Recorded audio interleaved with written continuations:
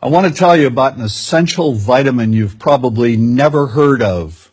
If you're a parent or plan to be one, it might be more important to your child's growth than all other vitamins combined, and only you, a parent, can provide it.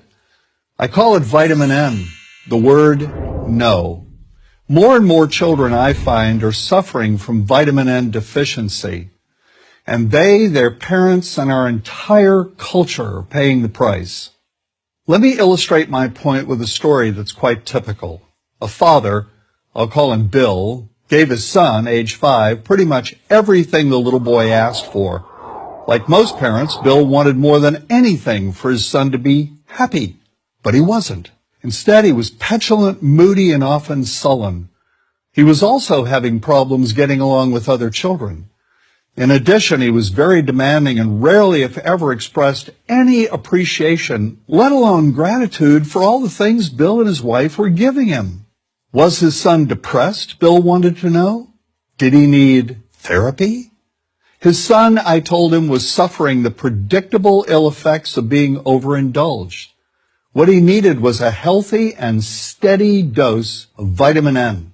Overindulgence, a deficiency of vitamin N, leads to its own form of addiction. When the receiving of things begins to generate nothing but want for more things. One terrible effect of this is that our children are becoming accustomed to a material standard that's out of kilter with what they can ever hope to achieve as adults.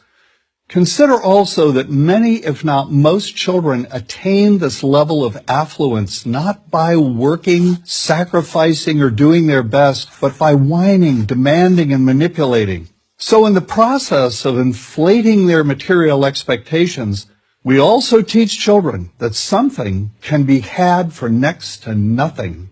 Not only is that a falsehood, it's also one of the most dangerous, destructive attitudes a person can acquire. This may go a long way toward explaining why the mental health of children in the 1950s, when kids got a lot less, was significantly better than the mental health of today's kids. Since the 50s, and especially in the last few decades, as indulgence has become the parenting norm, the rates of child and teen depression have skyrocketed. Children who grow up believing in the something for nothing fairy tale are likely to become emotionally stunted, self-centered adults. Then, when they themselves become parents, they're likely to overdose their children with material things. The piles of toys, plushies, and gadgets one finds scattered around most households. In that way, overindulgence, a deficiency of vitamin N, becomes an inherited disease, an addiction passed from one generation to the next. This also explains why children who get too much of what they want rarely take proper care of anything they have. Why should they? After all, experience tells them that more is always on the way. Children deserve better. They deserve to have parents attend to their needs for protection, affection, and direction. Beyond that, they deserve to hear their parents say no far more often than yes when it comes to their whimsical desires. They deserve to learn the value of constructive creative effort as opposed to the value of effort expended whining, lying on the floor, kicking and screaming, or playing one parent against the other. They deserve to learn that work is the only truly fulfilling way of getting anything of value in life, and that the harder they work, the more ultimately fulfilling the outcome. In the process of trying to protect children from frustration, parents have turned reality upside down.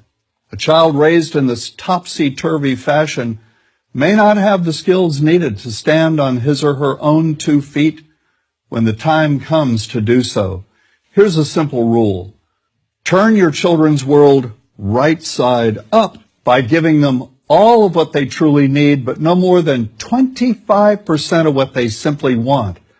I call this the principle of benign deprivation. No. Vitamin N. Dispense it frequently. You'll be happier in the long run, and so will your child. I'm John Rosemond, author and family psychologist for Prager University.